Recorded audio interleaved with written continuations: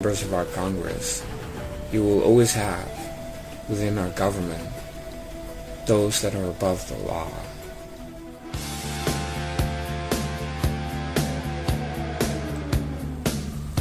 Hey, it's me. And as you know, we had control of the House and the Senate for a year and a half, and with the exception of John McDead, we did so much, and it's really an opportunity that doesn't come every decade. And it's the usual situation, and in fact what the Founding Fathers wanted is that you have a divided Congress, that you have deal making, that nobody really has absolute power, and that's a republic, that's a constitution. And so that is what we will have in 2019. Just feel happy that we have the Senate and they just have the House. If dimdems had the Senate, that would be a major problem. But as is, I don't really care. You know, that's what the Founding Fathers wanted. And we have President Trump. And we have Mitch McConnell, Uruguay. And so a lot of it will be about procedures and tactics and what's going to come to the Senate floor, and if they're going to tie some issues into another bill that President Trump really wants. And it's something that doesn't really interest me much, if you want to know my true opinion. But I do know that President Trump is going to have to give a little bit. I mean, you're making deals, right? So having judged President Trump from making deals with Mexico and Canada, USMCA, and North Korea and Japan, I mean, he is really able.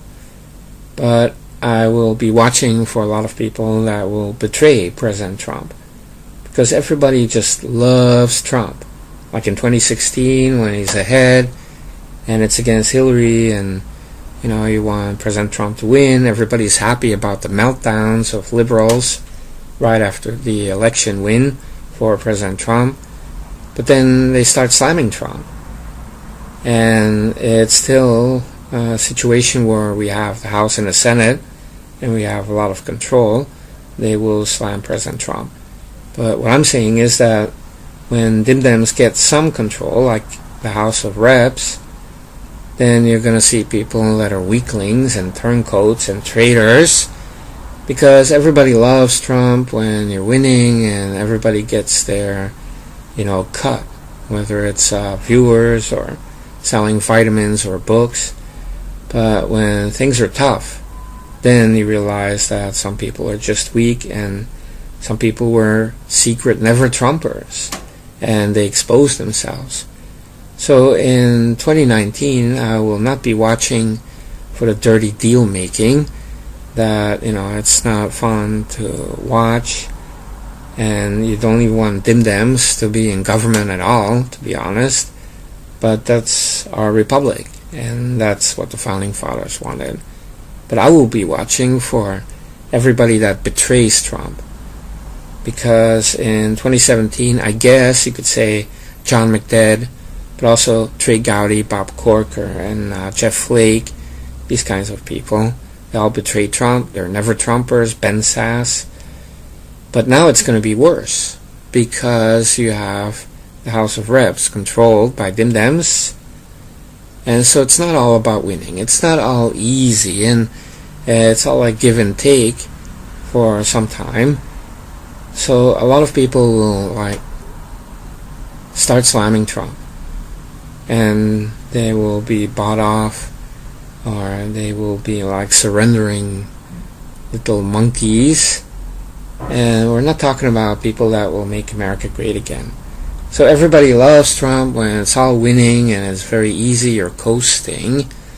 But then when you really got to get to work, you got to battle, and you lose a couple of smaller battles, and you have to change your tactics, or you have to give a little bit here to take something over there.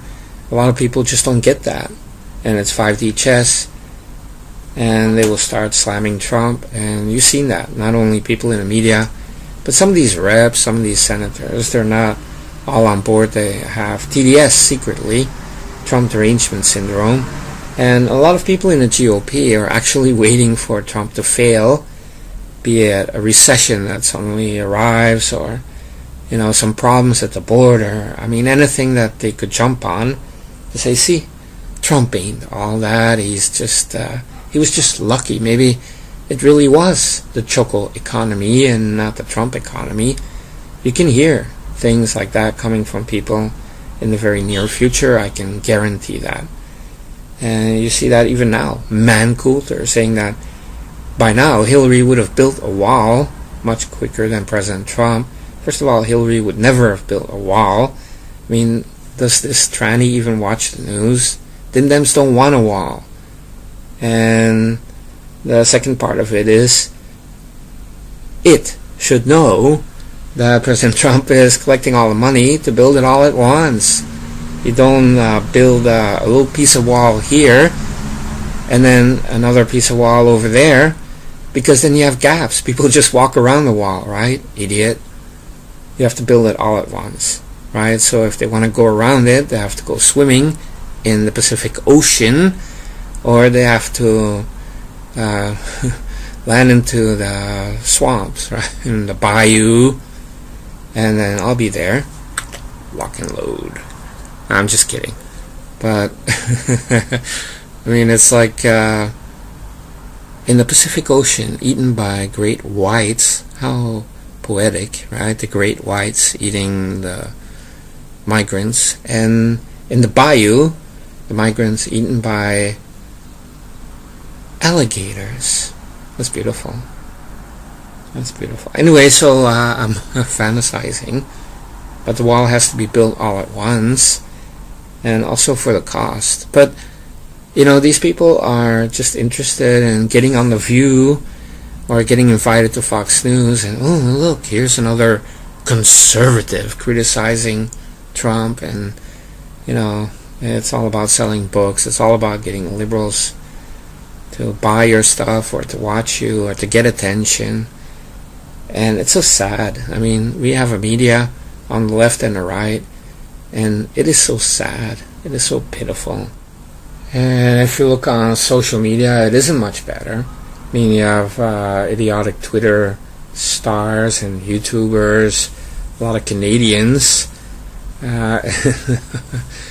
Yeah, Q-bots acting like a bunch of idiots, saying retarded things.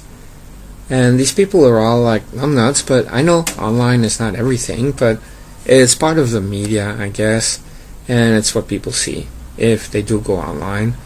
So it's either they see crap on TV or they see crap on the internet. And where's the reality of everything? Well, reality is beautiful, but it's very hard for me to really come out with it. People have to experience it for themselves. It's not like people have to be programmed. Reality is just out there. They just have to be touched by reality, and then everything's going to be okay. But it takes time. A year and a half is really not that long if you look at the decades of the Dark Ages. We're talking about decades. And most people are, the same age as those decades. And so it's your whole life. So also, for many people, it is a change that you have to go through. And a lot of these media people on the quote-unquote conservative side, from Man-Coulter to Michael Savage, all of these people, they've been there for 20 years. Selling their books and, changing their talking points, and they're not reliable people. And so we're ill-served by any type of media. The only thing you can really count on these days is President Trump and what he says. Period. And that's pretty sad, right? So anyway, that's what we have right now. And you will see more people expose themselves as traitors, never Trumpers, part-time Trump supporters, and they will try to join the left. And if dimdems come up with a good candidate that is kind of leftist and he's anti-CIA, anti-military, all of those Q-bots will vote for that Democrat in an instant, because these people are not loyal to Trump at all. They're not about the Trump nation. They're just about, being anti-establishment or whatnot. And we're talking about people that do not make our nation great. And so it's good riddance as far as I'm concerned. But it's true, on liberal websites, you can't get much traction if you're 100% pro-Trump. Believe me, I know. But that's okay. I'm happy with the collection of real Trump supporters that I have. A lot of longtime Trump Mafia followers, they left because they became Q-bots. I mean, maybe they were retarded the whole time. I don't know. It's like they went with the Barzini family, right? Fuck them, right? Or people that are addicted to watching spandex bones. I know, they watch it for 20 years, so I guess there's some loyalty to a media person rather than President Trump. I can understand all of that, but then it really kind of confirms or underscores that, yeah, these are not the people that will make America great again. And it's really about we the people out there, not media people, not even YouTubers, not I, but the working men and women in law enforcement, in the military, out there doing the blue-collar jobs. And we're talking about, the average American family, the average American woman. And we're not talking about these creeps and geeks from San Francisco or in Congress or in the media. They can all go to hell because they're part of the problem and they're part of the establishment. Yes, even some of these people I mentioned in the right media, they're the establishment.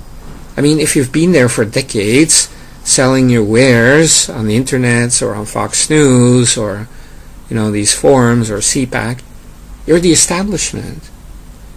Now, some people have an understanding. Now we're talking about historic times here. Mark Levin, he was pretty much an ever-Trumper most of 2016. And Rush Limbaugh, he was always kind of, not really on board with Trump until, I would say the latter half of 2016. But both of those seem to understand, at least for the time being. But many other people in the media, they're trash, bro. I cannot even understand why people would watch them. We're always saying, why can't we just take some of these traitors and hang them in the town square?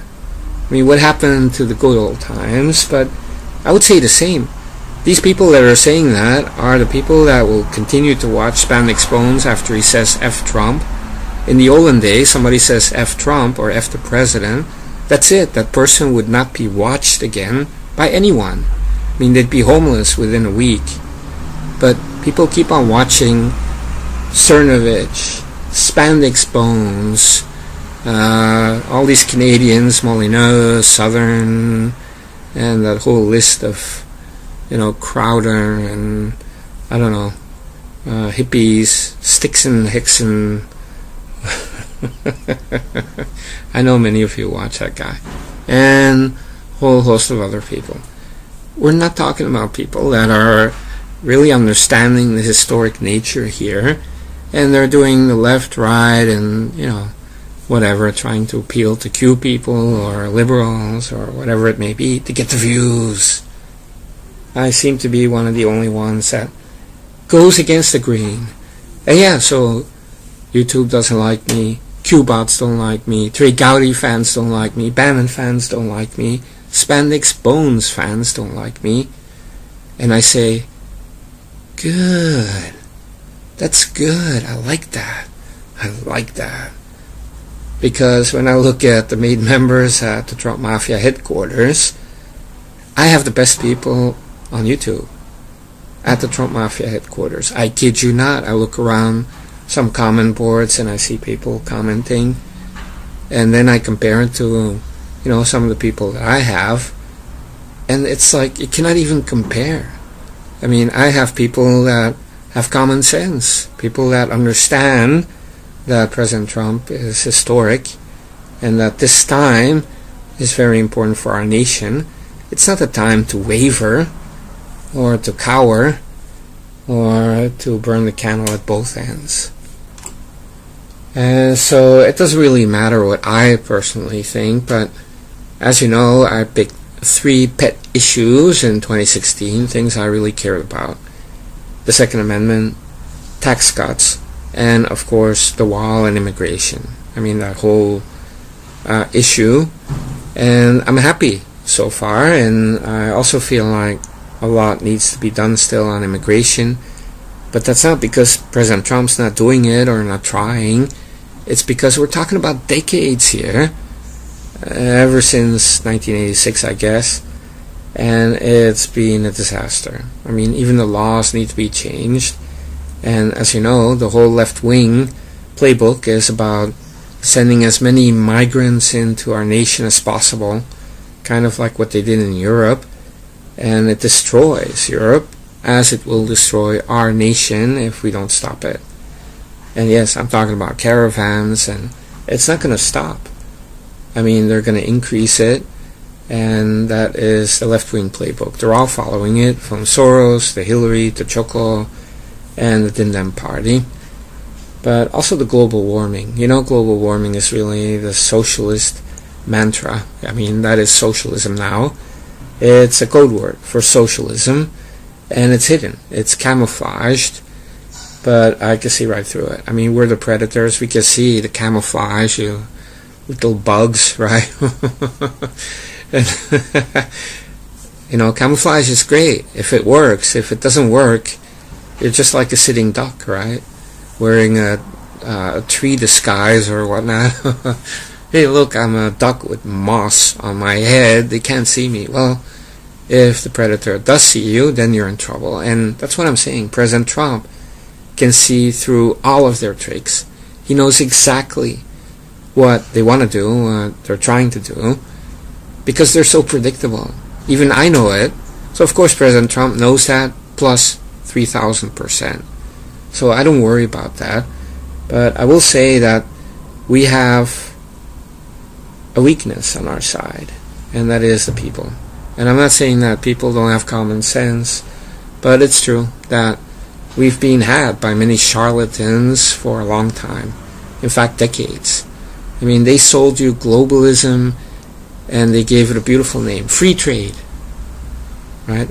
It's not globalism, it's free trade. Well, it's globalism, because you're talking about sending all the jobs and factories overseas, and who loses?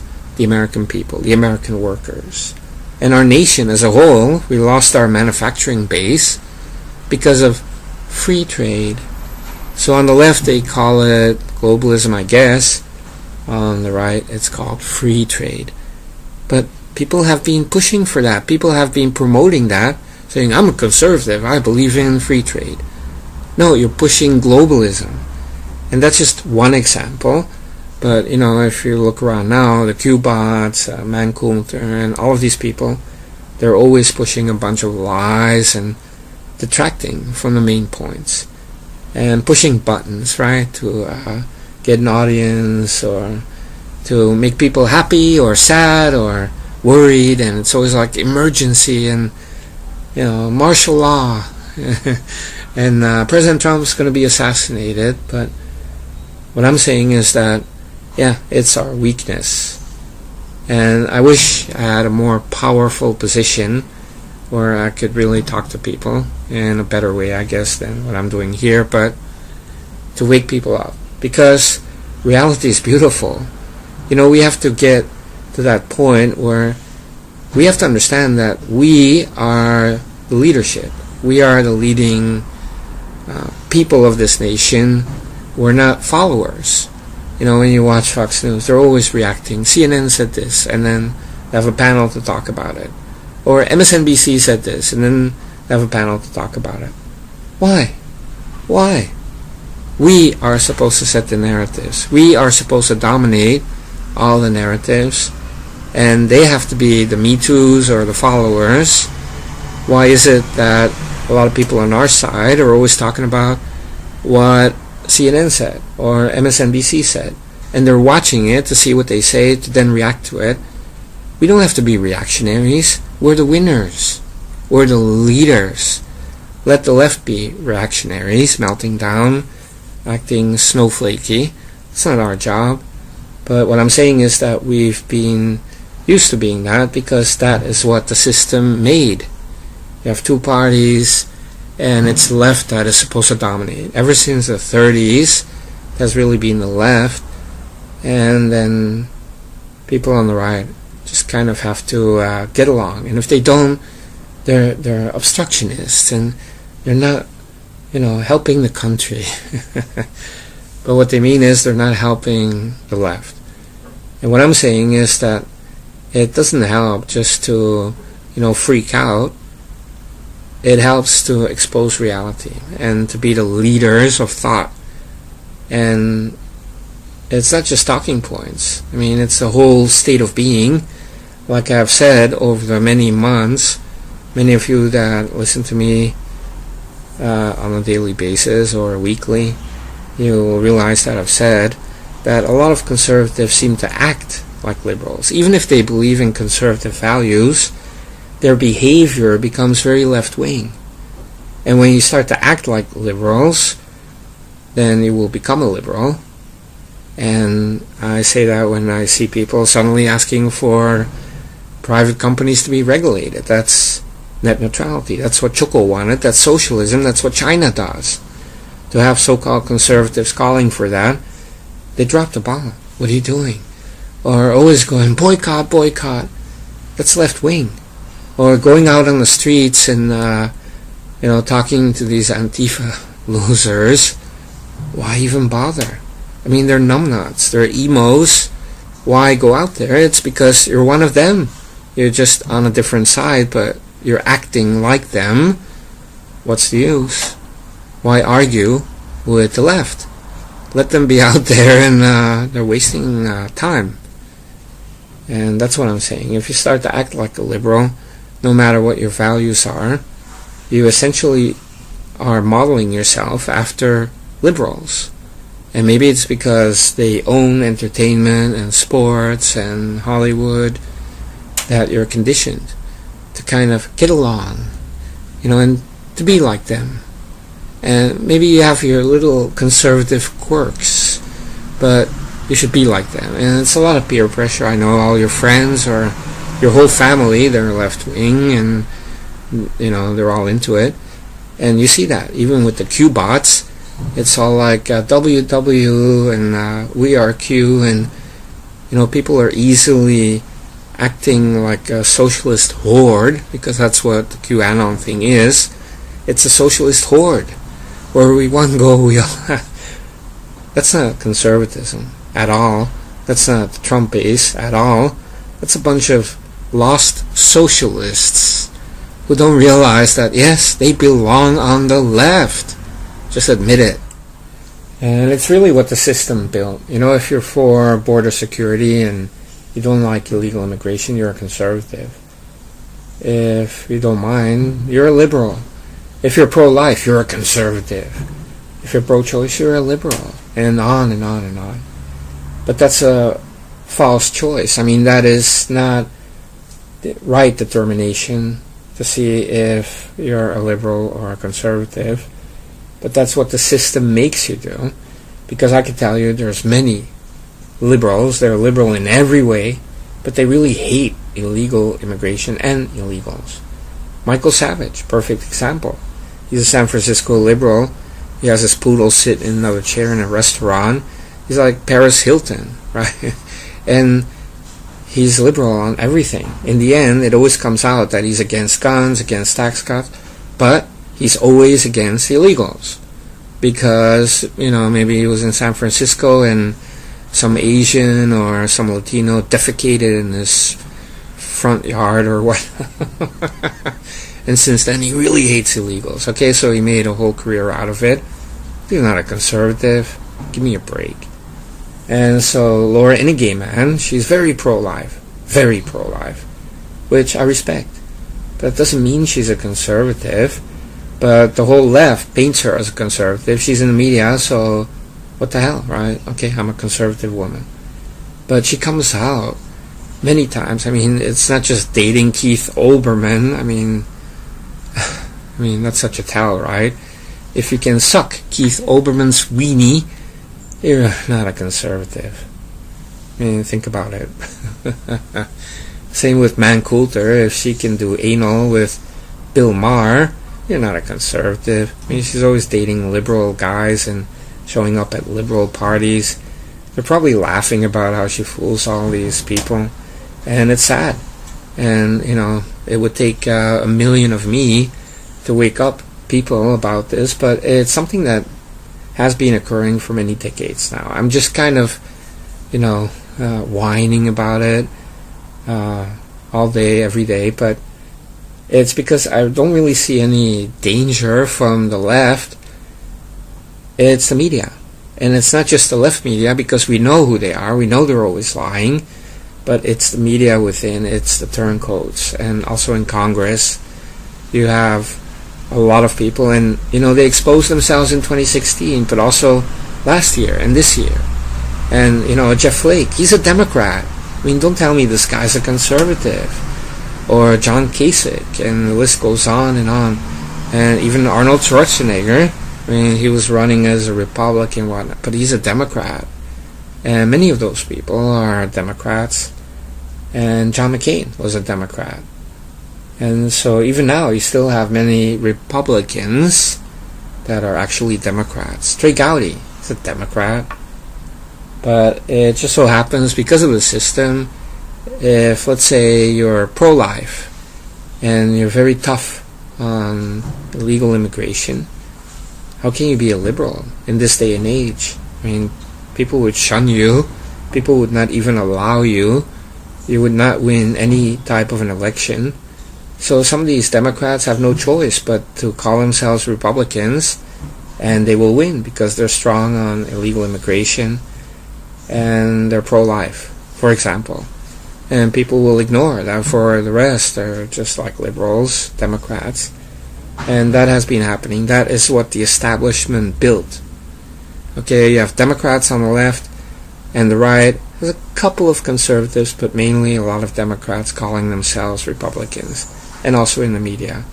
So it's like a win-win for the left, because you have the real left, then you have like a hybrid type of left, and there is no real right. And the media will paint the right as being, just those Nazis or some extremist groups. That's conservatism over there, that little niche of people. That's insane. And I know I've been whining about this for a long time and repeating myself and sounding like Professor TM at the TTS. But the truth is that I don't see any other danger for the Trump presidency or President Trump. Mueller doesn't faze me. Dimdems in the House don't faze me. With their little investigations, and even a special counsel after 2 years has nothing. And the truth is, Dimdems are in a catch-22. If they do nothing and they behave, then their whole base will be upset. Because just like we want to see Hillary crucified and some of the other people, they want to see Don Jr., Ivanka, Jared, and of course President Trump in jail. And it's not going to happen. But at least they want to see that these newly elected dimdems try it. And so if they do try it, that's the catch-22. I mean, they will energize the Trump base like you've never seen before. And it'll ensure the re-election of President Trump. So dimdems are stuck in that catch-22. And even if they try impeachment or Mueller tries something, just the time, there isn't enough time. You have 2019. At the end of 2019, you already have the campaign beginning. A lot of Democrats will come out running, and then 2020 is an election year. So Mueller, if he had anything, he would have done it by now. But he didn't, because he doesn't have anything. He's still trying to cobble together a Corsi, WikiLeaks, Roger Stone, Steve Bannon thing, but what a loser. He has nothing. But still, they want to keep him there as a kind of supervisor or, to handicap President Trump. But I don't see any danger coming from Mueller or the establishment or caravans or dimdems in the House. I mean, they're all subhumans. I mean, it's always the enemy within. From Julius Caesar to now President Trump, it's always going to be the enemy within. Traders, turncoats, people that have been bought off, people that are masquerading as Republicans or Trump supporters, and you see all of them in the media, and that's why I'm always calling them out. And so, to be honest, I'm looking forward to 2019. I know dimdems are going to do a lot of stuff that's annoying, aggravating, disgusting even, but I'm looking forward to how Trump and his people and Uguay and Lindsey Graham are going to handle what the dimdems do. I mean, you're going to see 2D chess, but then President Trump is playing 5D chess. Later at the end, when he wins, you will realize that's what happened. But it'll be interesting to see whatever these little dimdems come up with and how they'll be countered, and how President Trump is going to make some deals or not make deals. And dimdems cannot predict President Trump, and that's a good thing, because dimdems are stuck in that catch-22, as I mentioned, and they have a lot to lose. And President Trump, he already got many wins because of this last year and a half, and so any additional wins, even if it's like an 80% win or a 60% win, it's a win. We'll take it, because the average will be so high. But also, I feel like this is the chance to really see Trump in action, because it's easier when you have the House and the Senate. Even though there was a lot of chaos, you have Robert Mueller, you have the establishment against you, you have John McDead. But now you're talking about, okay, dimdems have the House, and it's the God Emperor King, it's Donald the Great. Bring it on. I mean, it's going to be fun to watch how these dimdems, they're like the little engine, and it's almost like you gave them the keys to the little car. Like the Senate is the Cadillac. We got the keys, right? We got the Cadillac. They've got the little car, the House of Reps. They got the keys. So let's see if they can actually drive. And if they drive on the left side of the road or back into a wall, or you can just imagine, right? Or they run over other dimdems. We'll just have to wait and see. But I'm looking forward to it in that sense. And 2020 will be amazing. I don't take anything for granted. I'm not going to act like a bunch of liberals in 2016. 98% Trump is going to win. No. You have to fight hard. You have to campaign hard, and it'll be good. But with all these results, it's ours to lose. It's President Trump's re-election to lose. I mean, you've got a lot going for you. So unlike Hillary Clinton, President Trump is not going to take it for granted. He's going to make double sure, and he's going to bring it home for a second term, another 4 years. And that will be when he can really do whatever he wants, meaning you don't have to worry about re-election. You have 4 years, and that is what Democrats are really afraid of. And Mueller, maybe he wants to be there until 2025, who knows. But Robert Mueller is such an incompetent buffoon. Dimdems, they always have a chance to do something big. Like Choco coming in with a big mandate and hope and change and all of that. And almost from day one, he messed it up because he was in way over his head. But now, dimdems, they appointed a special counsel suddenly, and they pick a buffoon, an incompetent buffoon. Think about it. Robert Mueller really is an incompetent buffoon, so it doesn't even matter what kind of hacks he gets on his team. If you had a real special counsel, and, like a real hardcore special counsel, legal genius, then there would be more trouble. But then still, President Trump didn't do anything, so it doesn't even make sense to appoint a special counsel. But what I'm saying is that dimdems tried something again, right? Look, they tried something, and then they mess it up. I mean, they picked Robert Mueller. I mean, how stupid is that? And they probably did it because he's corrupt. And he's like a guy that they can use as a kind of buffer, or to protect Choco and Hillary, and he's a hack. He's not a real special counsel, and probably that's why they picked him. But then you also get all the incompetence with it, and that baggage. So dimdems mess up again. And so, okay, I have no worries, except, like I said, the enemy within. So if you see any traitors out there, people saying idiotic stuff about Trump while pretending to be Trump supporters, please let me know in comments.